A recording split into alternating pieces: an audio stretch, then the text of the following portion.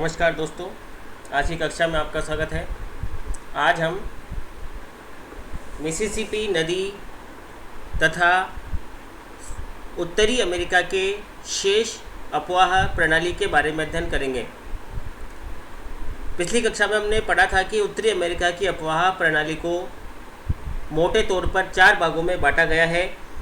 Atlantic महासागरीय अपवाह तंत्र, प्रशांत महासागरीय अपवाह तंत्र, आर्कटिक महासागरीय अपवाह तंत्र और आंतरिक अपवाह तंत्र।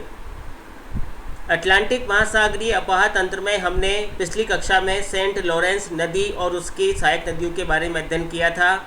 आज हम अटलांटिक महासागर की अपवाह तंत्र की दूसरी नदी जो कि मिसिसिपी नदी है का अध्ययन करेंगे। मिसिसिपी नदी उत्तरी अमेरिका की सबसे लंबी नदी है। मिसौरी नदी को शामिल करने के बाद इसकी कुल लंबाई 6020 किलोमीटर हो जाती है। इसका उद्गम यूएसए के दक्षिणी मोंटाना राज्य से है तथा वहां से निकलकर ये दक्षिण की ओर प्रवाहित होती है और अंत में मेक्सिको की खाड़ी में गिर जाती है। इस प्रकार यह उत्तरी अमेरिका की सबसे लंबी नदी है।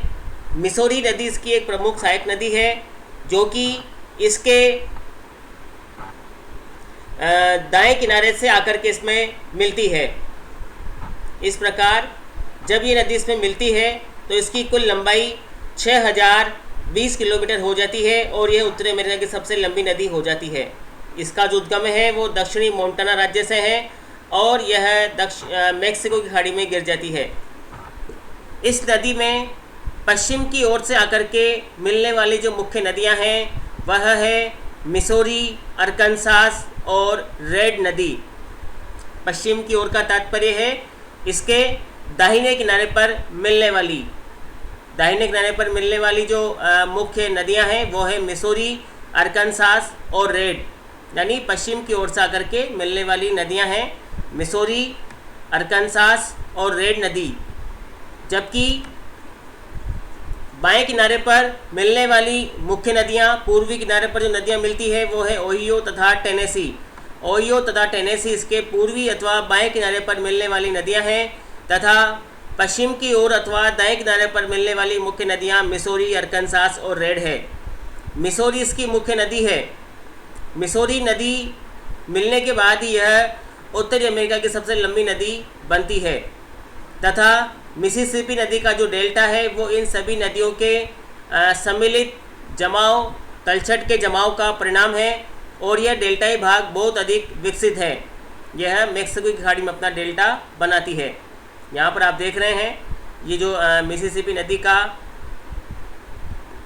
उद्गम दक्षिणी मोंटाना राज्य से होकर के, ये देखिए ये मिसिसिपी नदी है, बिल्कुल दक्षिण उत्तर अमेरिका के मध्यवर्ती भाग से यह प्रवाहित होती है। इसके पश्चिम की ओर से, यहाँ पर आप देख रहे हैं पश्चिम की ओर, यानी इसके दाएं किनारे से आकर के मिलने वाली नदियाँ देखिए। नंबर 1 यह है मिसौरी। मिसौरी इसकी मुख्य सहायक नदी है जो कि इसके दाएं किनारे से आकर के मिलती है। मिसौरी की एक सहायक नदी है कनसास नदी जो इसमें आकर के मिल जाती है। इसके बाद अरकानसास नदी भी इसके दाएं किनारे से आकर के इसमें मिलती है और अंत में इससे रेड नदी आकर के मिल जाती है। ये सभी नदियां इसके दाएं किनारे से आकर के मिलने वाली नदियां हैं। दाएं किनारे से मिलने वाली नदियों में कौन कौन से मुख्य है दोस्तों, आपस में आपको बता रहा हूँ। मिसिसिपी में दाएं किनारे से मिलने वाली नदियों में मिसौरी प्रमुख नदी है।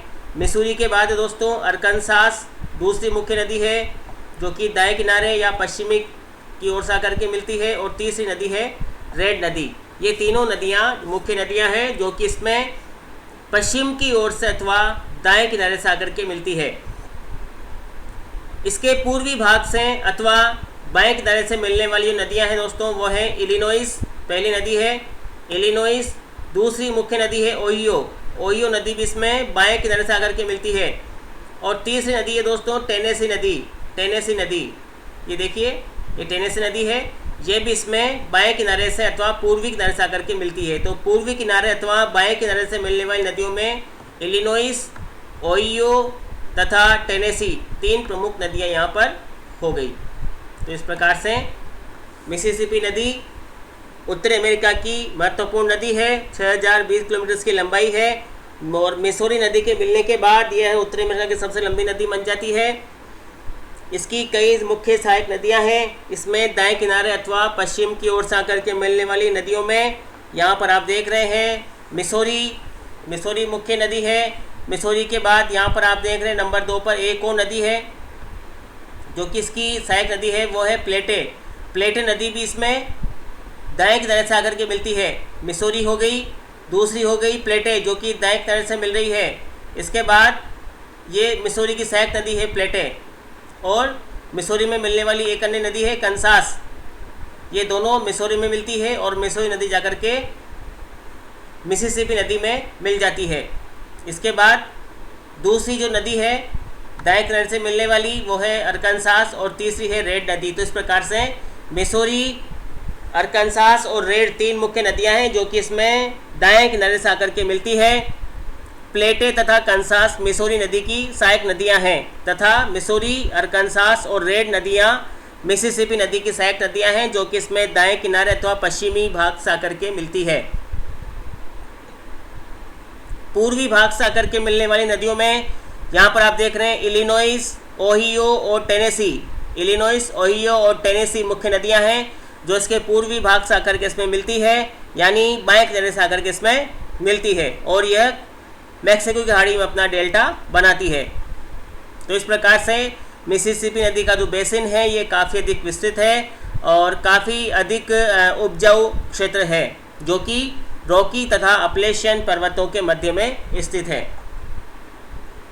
अब हम आते हैं दोस्तों प्रशांत महासागरीय अफवाह क्रम में।